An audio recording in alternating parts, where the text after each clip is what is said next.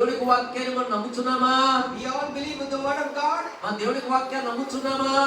Yes or no? చెప్పండి అమ్మా, నమ్ముతున్నావా లేదా? నోట చెప్పండి, అవునా కాదా? నమ్మితే ఆమేనండి. Now I have a doubt. ఇప్పుడు నాకు సందేహం వచ్చింది. If you don't understand the language what I speak, no problem.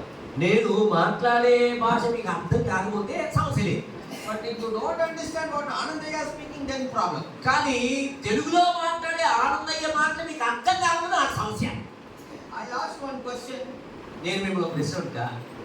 Are you happy? మీ సంతోషమేనా? చెప్పాలి. If you stare at me like this, మీరు అలా నన్ను ఉరిమి చూసారా? నా సంతోషమా ఇರುತ್ತೆ దుఃఖం ఇರುತ್ತೆ నీ ఆర్కే ఇರುತ್ತೆ. నేను సంతోషం ఉంటాను, దుఃఖం ఉంటాను, ఎంగేదే.